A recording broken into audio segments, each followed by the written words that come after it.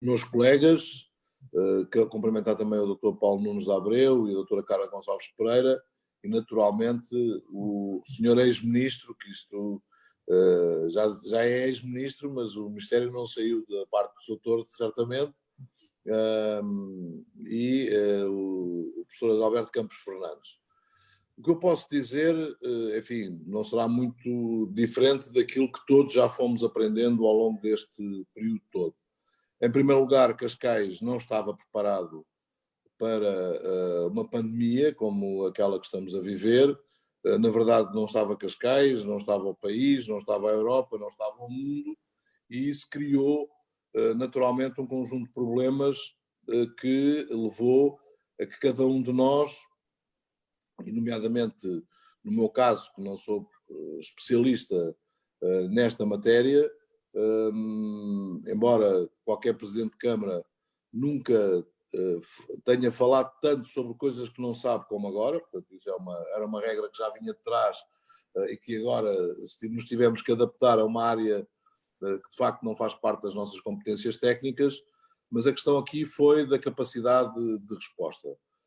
Nós definimos claramente as fases em que tínhamos que andar. Em primeiro lugar, proteger quem protegia, e portanto estamos a falar de profissionais de saúde, de profissionais ligados aos lares de idosos, forças de segurança, forças de proteção civil. Cascais tem um hospital psiquiátrico de última linha, que era algo também que nos preocupava muito desde o início, e duas cadeias que temos aqui no nosso território. Portanto, foram uma ação para proteger quem protegia. Depois passámos para, não deixando a primeira, mas passámos para uma segunda fase, que foi aí já proteger de uma forma geral os cidadãos, e não já por sentido estratificado. Isso passou por variedíssimas subfases, como todos foram conhecendo. A primeira, o país não tinha materiais, as famosas EPIs, que eu demorei tempo a perceber o que era uma EPI, porque era um novo termo que surgia, mas equipamentos de proteção individual, que temos vindo a acompanhar essa capacidade de fornecimento e, ao mesmo tempo, também agora entrar numa parte de testagem. E isso leva aqui, ainda para mais no momento em que quer eu, quer o Dr. Basílio Horta, estamos a viver no âmbito da área metropolitana de Lisboa.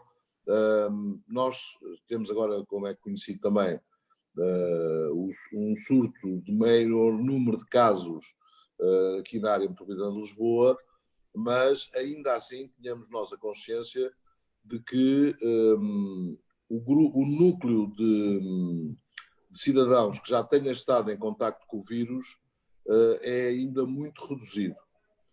Nós fizemos um primeiro estudo por amostragem aleatória, em que nos deu um grau de incidência de 0,7%. Nós estávamos a falar num universo de 400 e muitos cidadãos, e agora estamos a fazer testes serológicos alargados a toda a população que o queira fazer. Já levamos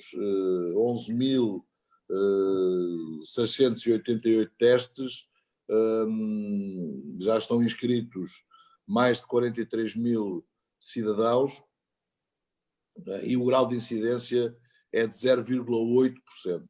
Ora, no caso de Cascais, 0,8% significa que nós teremos cerca de 18 mil cidadãos que já tenham estado ou estão infectados, o que é manifestamente superior àquilo que são os dados, quer os dados que são transmitidos pela Direção-Geral de Saúde, quer os dados que nós, de uma forma ou de outra, vamos tendo acesso de base local. Cascais está neste momento com 500 e muitos, 600 casos comunicados pela Direção-Geral de Saúde, e sabemos que, no caso das informações locais, temos cerca de mais 50, 60 do que aquilo que são as informações. Portanto, estamos a falar que o número de infectados em Cascais é muito provável que já tenham estado infectados ou que estejam neste momento infectados na ordem dos 1.800, 1.900, e os que estão, de facto, identificados são cerca de 500, 600 e algo. Isso levanta aqui duas questões. A primeira questão é a questão da fiabilidade das informações que nós temos, aquelas que vêm pela Direção-Geral de Saúde. Se numa primeira fase muitos cidadãos tinham desconfiança de que havia alguma manobra de números, eu hoje estou convicto de que não há. O que há é um sistema de apuramento que tem vindo a melhorar, mas ainda assim com grandes ineficácias. Ora, para quem tem que gerir, não ter dados fiáveis, numa situação em que os estudos nos apontam para que, inclusivamente, seja um número muito superior, fica ainda mais difícil de poder gerir naquilo que são a nossa atuação. Também nesta perspectiva, termos claros de que esta não informação, ou esta informação menos correta, por ineficiência do sistema, não só precisa de ser melhorada, e tem vindo a ser melhorada, mas ainda assim está longe de atingir patamares satisfatórios, mas ainda assim penso que a nível do país nós temos que virar para uma outra lógica. A mim interessa-me neste momento menos qual é o número total de infectados, porque já não vamos a tempo. Isso era importante saber numa primeira fase, porque conseguiríamos com isso identificá-los, e ao identificar, estou a dizer identificá-los, obviamente as autoridades de saúde, e ao identificar, cortar as cadeias de transmissão. Neste momento isso já não é possível. É mais interessante para mim saber qual é que é o número ativo, quais são os números ativos, para poder fazer confinamentos nesses que ainda estão ativos. E neste momento Cascais tem cerca dos tais 600 casos já identificados, ativos temos cerca de 100. E esse, de facto, é um número importante. Assim como um número que me preocupa e que tenho obtido sempre informação, é qual é que é a taxa de ocupação de internamento e, muito especialmente, qual é que é a taxa de ocupação dos cuidados intensivos por via de doentes Covid. E essas têm estado manifestamente baixas, o que, enfim, dá-nos alguma, se é que se pode usar este termo que eu vou usar, nos tempos que correm, alguma tranquilidade. Não querendo demorar muito, só dizer que nós neste momento temos que manter o combate à pandemia sanitária que estamos a ter, mas que estão duas outras pandemias já presentes nos nossos territórios.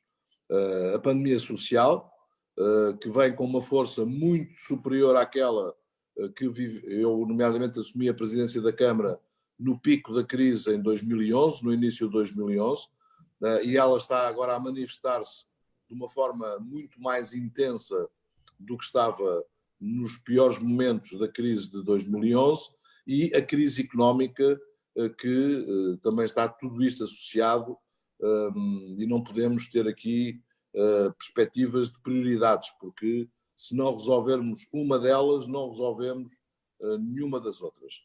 E, portanto, estamos agora a preparar, já com um conjunto de ações e de programas, para poder também combater estas duas pandemias, entre aspas, a social e a económica. Nesta base toda, os municípios foram de facto, mas isso estava nas suas, faz parte penso, do nosso ADN, enquanto autarcas, estávamos na linha da frente, e portanto, enquanto que a nível de um governo central não existe essa pressão, qualquer um dos meus colegas sabe que não nos falta nunca clientes. Estão logo à porta da Câmara, estão logo na proximidade a pedir apoios, a pedir ajudas, a pedir que nós tenhamos uma intervenção, mesmo quando extravasa competências legais que estão atribuídas aos municípios, como é manifestamente o caso. Mas, enfim, de facto, as respostas que houve por parte dos municípios e por parte dos presidentes de Câmara foi uma resposta muito proativa, muito ativa, e eu não conheço, nem acredito que exista nenhum presidente de Câmara que de facto não tenha tido um maior envolvimento, uma maior participação, um maior apoio às populações neste combate, com uma agravante, muitas das vezes com a minha área é a área de gestão, portanto não tem nada a ver com estas áreas médicas, mas a informação que nos chega era também uma informação que não era coerente, quer a nível das autoridades nacionais, quer a nível até das autoridades mundiais. Quer dizer, andámos aqui muito aos zigue-zagues. Para quem não é conhecedor, então, isto era um problema adicional de definir qual o caminho por onde é que devia seguir. Mas, de algum modo, eu acho que nesta matéria, como em muitas outras, mas agora nesta em especial, o poder autárquico em Portugal, de facto, demonstrou de uma forma muito efetiva o nível de importância que tem para o próprio desenvolvimento do país e muito especialmente agora quando estamos com estas duas pandemias, quer a social, quer a económica, onde vai ser necessário continuarmos com este empenho e continuarmos com esta capacidade de intervenção. E tal como alguém disse, de facto não estamos num campeonato de autarquias, não estamos num campeonato de cores partidárias, estamos todos chamados à seleção nacional. E é essa seleção nacional que tem que ser capaz de responder também com um déficit, é que nenhum de nós é o Ronaldo. Portanto, estamos aqui com esse tipo de problema acrescido. Mas, de facto, estamos todos no mesmo barco, como dizia o Papa Francisco. O grande desafio agora é continuarmos todos a bordo, e esse é um desafio que se vai manter por um período que também não sabemos quanto, mas é melhor estarmos preparados para o mais do que para o menos. Mas, acima de tudo, fazer este reconhecimento, porque em todo o país os presidentes de Câmara e os autarcas em geral tiveram uma resposta possível, com meios diferentes, porque nem todos temos os mesmos meios, mas uma resposta muito forte. A preocupação agora é manter os níveis de resiliência, quer da população, quer dos próprios serviços, porque estamos todos cada vez mais cansados, a começar pelos próprios profissionais de saúde, cada vez mais, ou seja, cada vez com menos paciência, e isso é algo que também é um desafio que todos nós agora temos, que é manter esta resistência de estar a viver estes tempos tão estranhos que estamos a viver. E para já era a minha intervenção. Muito obrigado, é sem dúvida uma intervenção que já nos deixa bem situados no contexto.